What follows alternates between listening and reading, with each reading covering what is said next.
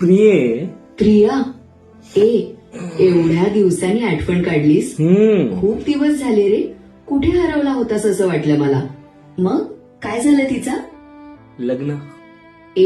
तिची नाही, जी गेली होती ना तिच्यानंतर तुझ्या आयुष्यात आली तिचं. अच्छा, ती होय. माहित नाही ग, तिला ना मी खूप बोर वाटतो, अनरोमॅन्टिक वगैरे. का तू तिला फसवत आहेस? ती तुझी वाट बघतीये आणि तू तिला तुझी कोरडी थंड बाजू दाखवतोयस, जी तू मुळात नाहीयेस. माझ्यासमोर तू किती मोकळा असतोस, हसतोस, प्रेमाने बोलतोस, शाहरुख खानची डायलॉगला पण मागे पडशील.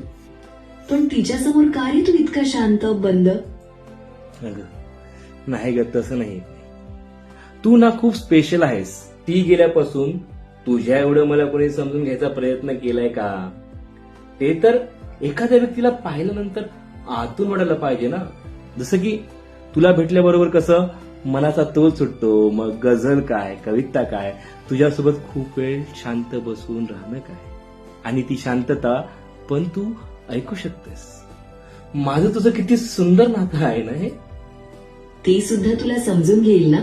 पण तूच जर तिच्यासमोर स्वतःला व्यक्त होत नसशील, सगळं मनाच्या आतच दाबून ठेवशील, तर तिला कसं कळणार तू कोण आहेस? का? तिला वाचतायला नाही पाहिजे का माझ्या नजरेतलं फक्त तिच्याविषयी असलेलं प्रेम? ते जाणवलं नाही पाहिजे का तिला एका क्षणात?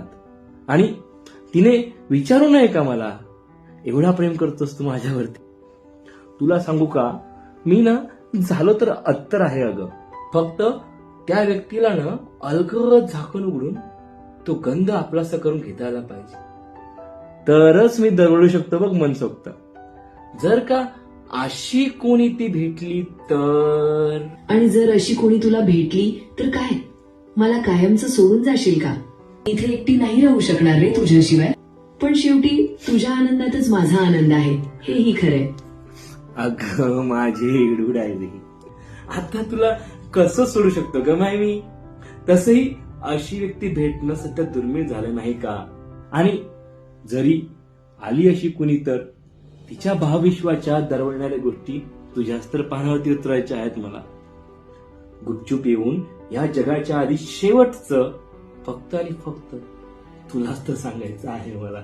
चल बस कर आता, झोप. आणि मला पण झोपू दे.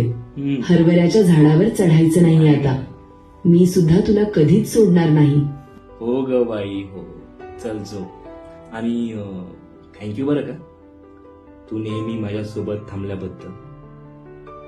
चल, गुड नाईट.